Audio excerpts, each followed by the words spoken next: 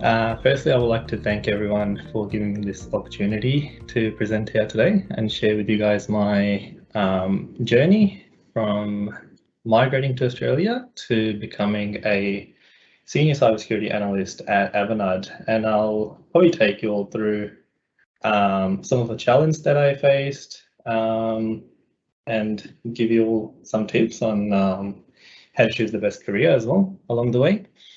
Firstly, something about myself. So, currently, of course, working at Avanade, dealing with Microsoft technologies, working for different clients every day. My interests actually include cricket. So, used to play a lot of cricket as well for a team down here in Melbourne. But ever since the COVID came in, it's all been all over the place.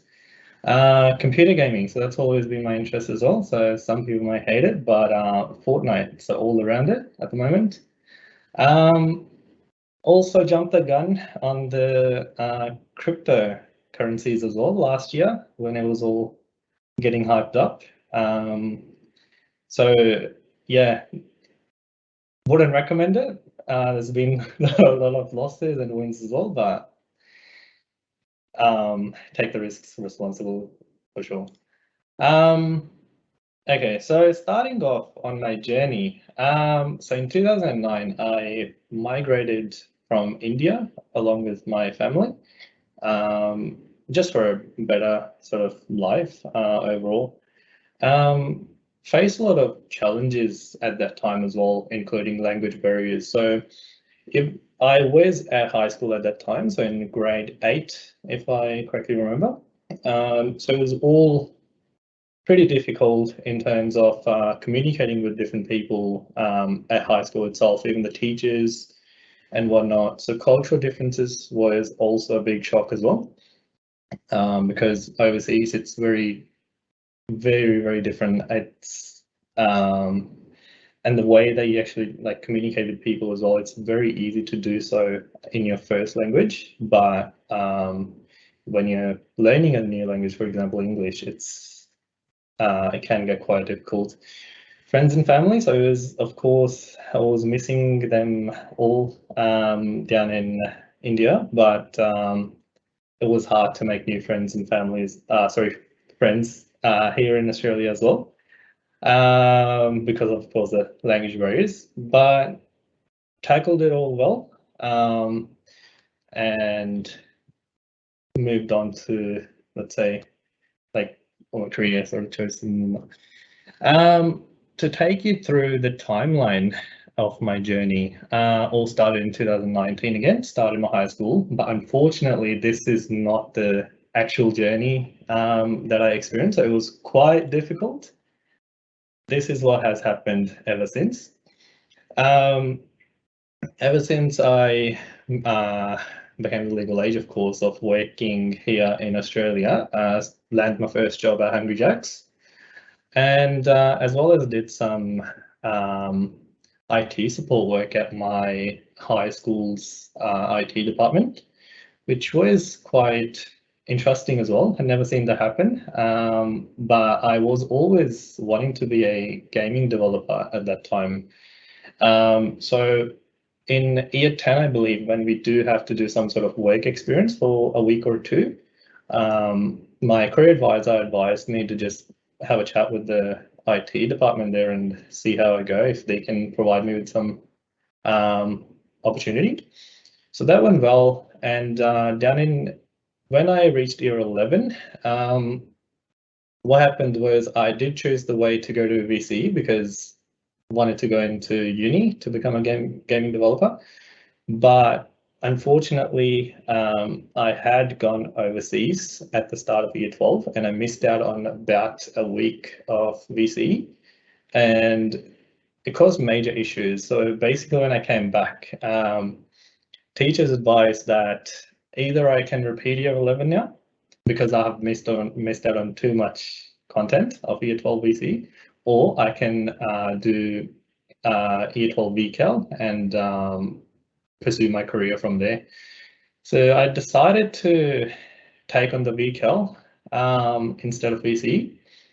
Very easy stuff, of course. but it was quite challenging. So I was just like what's going to happen from here? And at that time, I was also watching a lot of the border force shows that became famous back then on YouTube, including Dubai, London, even Australia ones. And I was like, let's see. Why don't I pursue a career in that? And then in the future, if I do still want to be a gaming developer, I can then decide to go into uni afterwards, like part-time, something like that on the side, and take it that way. Well, so I was also doing Cert of Digital Multimedia as well at that time at high school. So I completed that, completed Year 12 VCAL, and moved on to Cert 4 in TAFE, so Melbourne Polytechnic, and went for 6 months. And then the teachers there advised that it's going to be hard to get into the border force because they'd rather take someone who has a bachelor's degree or advanced diploma as opposed to someone who came right out of school and just did a Cert 4 for 6 months without any professional experience. Decided to go ahead with Diploma of Justice. And then I have actually worked at all three major fast food companies as well. So I was casual jobs or part-time jobs. I was always going for more money. You know how it is when you're at school or uni on the side. So KFC, worked for about a week, hated it. Moved on to Macca's, did probably a year or two there, and it was pretty good as opposed to KFC and Hungry Jack's. And then in 2016, did the Advanced Diploma of Justice as well. So that went on for about 1 year as well itself. At that time, had a few mentors at the Melbourne Polytechnic itself as well, who helped me a lot in terms of deciding what I could do in the future, because that course was very hands-on. So we actually even got to investigate real crime scenarios. So real as in like they were made up, but actual physical ones, just to give us like a real life experience for the future. At that time, I was like, I was getting confused between pursuing a career in border force or something like investigator. And then the mentors really assisted me, and then they advised me to start applying for the VCAT, I believe it's VCAT or something like that. And in that, I put in all my different options. Some of them, so two of them included a double degree, so Bachelor's of Criminology and Cybersecurity, as well as Bachelor's of Law as well. Cybersecurity, why I added that there was, so criminology was already sort of like a next step after Advanced Diploma of Justice.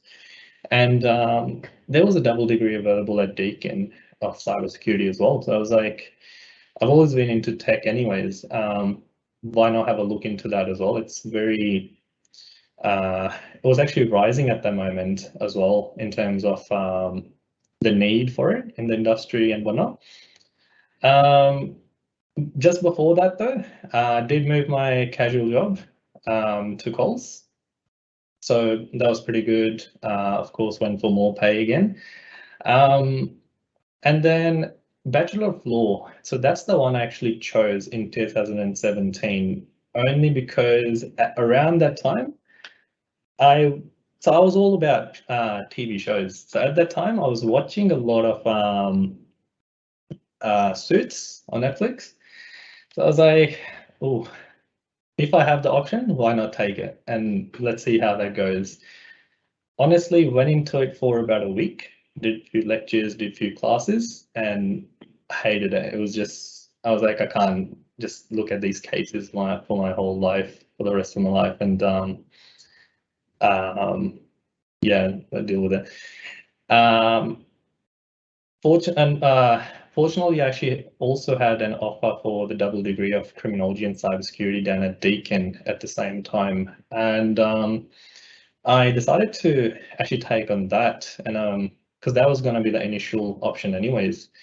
So took on that and loved it.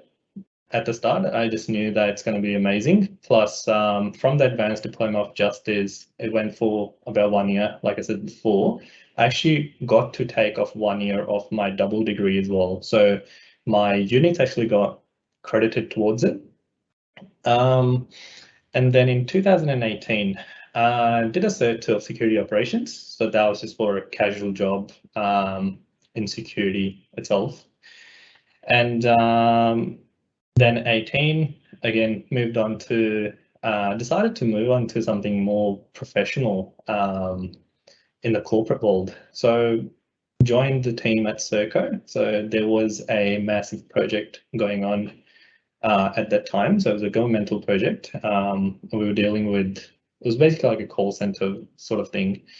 Met a lot of mentors there as well.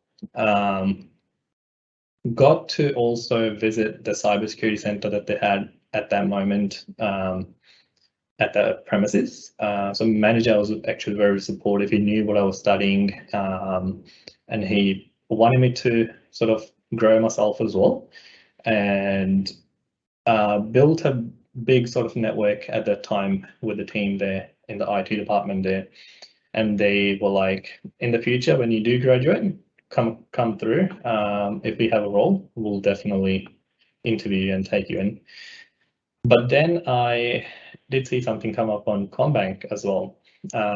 Saw that there was massive sort of cybersecurity growth going on at that time there as well. So what I did was I decided to join the call center team there as well. So it was early customer engagement, so collections sort of thing. It wasn't too good because at times you would be on outbound calls where you're the first person, like you're the person that's actually calling people, and people might be at work and might get angry at you and whatnot. But I was more thinking about long term on that too. So I'm like, so I actually built a good connection there as well. So went through, walked through all the IT sort of departments there as well with help of my manager, and built a network there too. But unfortunately, the cybersecurity specialized team that CommBank has, that's more based in Sydney. I was more looking towards something down in Melbourne just for an easier sort of transition into the cybersecurity world. And then at that time, I was also coming close to sort of graduating as well, applying for, let's say, about like 50 plus roles, like graduate positions, even the entry level jobs and whatnot. Started to get very hard, and I was sort of stressing about it. And then I decided to also take on some volunteering work as well. So I was like, that might actually help to build my resume and sort of give me a better chance on it. So did a few volunteering gigs as well at that time. Then finally, when I sat my last exam for the double degree of criminology and cybersecurity in 2019, a day after that, I actually received a call from Avanade. So they said that you applied for our grad role a few months ago. And unfortunately, at that time, we were only looking for like 5 or 6 people, but we did really like your resume and your experience and your volunteering work and whatnot. And we're just wondering if you would be happy to get interviewed and then see how you go. And because we are looking for someone in our cybersecurity department at the moment. And decided to say yes. Did a couple interviews the day after that, and actually got the offer on the same day as well. So was very shocked because that was right after my final exam there as well. Ever since, been here at Avanade, I've been promoted to senior analyst as well recently during the COVID times. So very fortunate for that. And have achieved multiple Microsoft certificates as well ever since. One of the things that I would also recommend doing is joining different groups such as ACS itself. Not trying to promote anything yet, but it's very helpful. So, for example, you get to network with a lot of people. So for the Avanade role, I actually went to one of the career events down in the CBD in 2019 as well. Met the Avanade HR team there. Just asked some questions because it's very good to put your self out there so they remember as well. So I was basically like, oh, so I recently applied for this role. When can I expect to hear back? Asked a few questions about the role, asked about their experience as well, how they're liking Avanade, what's the best experience they've had, what some of the best moments and whatnot. And I believe that really helped me to actually get that call from Avanade as well at the end to find it in the role. Also got to meet Kevin, which is one of the greatest hackers in the world as well from the history. Actually got the book, if you see the one in the left-hand corner there, got it signed by him as well. So that was at the Australian Cybersecurity Conference that we had in 2019 as well, I believe. So met a lot of industry professionals there too. Spoke to a lot of them, of course, built my LinkedIn and connected with them there as well. And have been keeping in touch. They have actually reached out to me as well, asking how my progress is going about. So this was back in 2019, and they actually asked me how my progress was going around getting into the industry and like applying for roles, and they were more than happy to assist me with my resume building and whatnot as well. So I would say it's one of the most important points. So can't stress it enough. Networking is the best. So senior analyst at Avanade. So I'll take you through some of the things that I currently do here. So as you see on the left-hand side there, that's all the teams, sub-teams that you can find in the cybersecurity industry at the moment. Most important and the famous ones would be red, blue, and purple at the moment. Red is more around hacking, so pen testing, penetration testing. So it's more around trying to get into the systems and finding the vulnerabilities.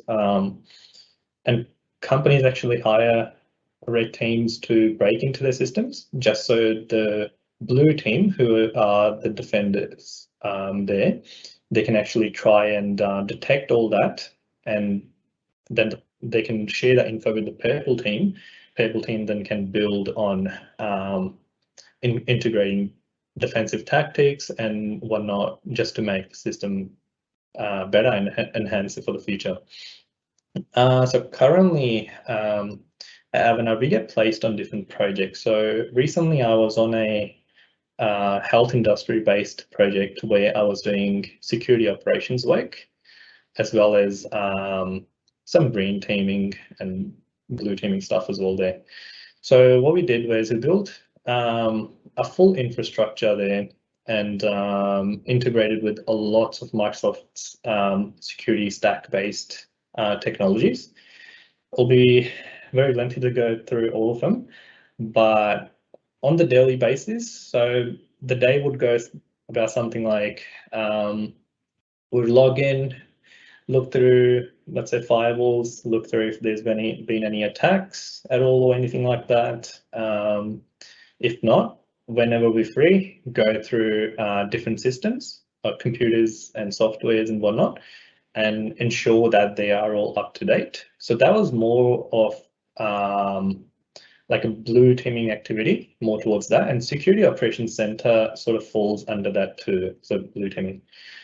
And then on the side, I was also doing green teaming on that project as well, which is all about building automated defending mechanisms. So that can be something like if a machine has had 10 failed logins in the last 5 minutes, then turn off the machine. So that's just a generic example. There are ways to set that stuff up, and it can be really helpful as well, because looking at, if you have, let's say, thousands of users signing into your systems and applications on a daily basis, it can be hard to monitor all of that. So building automated responding tactics is probably the best way to go forward. Also did some information protection stuff as well. So that, to give a generic example, is all about if a user saves a file that has a passport number or anything like date of birth or anything in that sort of structure in the document, it will get alerted up, and we would receive alerts from that, and then we'll have to action and ask the user what's the need for that for you to save in your personal sort of system. If there was no need, probably just tell them to delete it and whatnot, or save it in a secure sort of system. There are a lot of more opportunities that I've had at Avanade. Been upskilling myself as well. So currently I'm off project, so they call it bench time.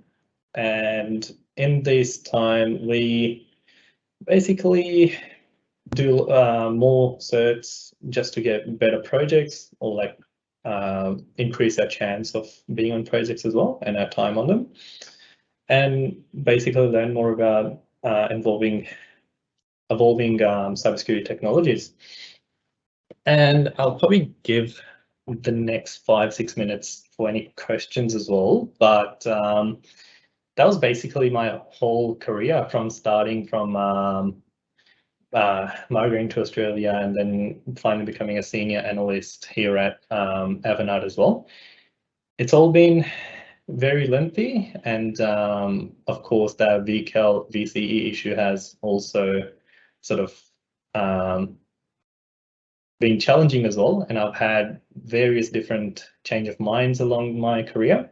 So I'd like to say, anyone who's at high school at the moment, don't worry too much about it. Don't worry if you don't get the correct ATAR that you're aiming for. There's always other ways to get into your desired course at uni and pursuing the career that you want to. So stay active in the industry, keep networking, keep talking to your mentors, and keep learning as well. Yeah. Thank you, Mandeep. We have a few questions here for you today. So would you continue pursuing your dream as a gaming developer? No, I think I've moved away from that now. There was a lot of coding in that too. So basically it's all about coding, and the jobs in gaming developing is, the market is actually very low at the moment as well. So it sort of put me off, and cybersecurity on the other side, loving the work. And currently I'm only doing blue teaming and green teaming stuff. So it would be amazing to even learn like red teaming stuff. So actually like going out there and hacking, like ethically hacking into the systems. Yeah. What made you decide to do the courses and like other uni courses? Like what gave you motivation to do those courses, the TAFE courses, assuming? Yep. So the TAFE courses at that time, I was wanting to go towards the border force industry. So wanted to work on the, like at the airport in border force. So took that opportunity. So cert for diploma and advanced diploma were sort of in a good order there, and I was like, why not keep up studying, building my resume and increasing my chances of getting into the industry there. Towards the end though, when I reached advanced diploma, spoke to the mentors. They said, go ahead with the criminology as well. There's way more opportunity. So if you don't even get into the border force industry, you can always get into like 100 other jobs. So decided to also add in cybersecurity on the side as well at that time, because the job market was actually booming at that time, and I was always into technology, like I said, and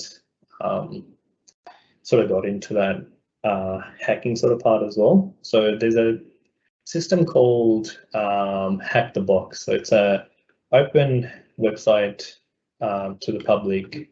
You can deploy your own virtual machines there. So I would recommend this for anyone here on the call. If you are interested in cybersecurity, go and Hack the Box, and you get different scenarios there. So you can hack into different. So you can hack into different machines, do different things, like become a different user and whatnot. So very interesting stuff there. So that sort of built my interest towards cybersecurity there as well. Are you using any of your criminology skills in Avanade? I don't believe so, but in the blue teaming stuff, we are investigating different alerts and different breaches and whatnot. I believe I've probably used some of those skills there, but criminology was all about theory-based research sort of stuff. So not too much of it, I would say. I think we have time for just one final question. Do you prefer cybersecurity or criminology? Cybersecurity for sure for now. But criminology, if in the future, anytime I do want to change my career, I will have that option in criminology, and I could always move on to something related to like IT sort of intelligence sort of stuff. But I reckon I'll stay in cybersecurity for a while. Thank you, Mandeep, for sharing your insights and experience about IT careers. No worries. Thank you very much for that, Timothy.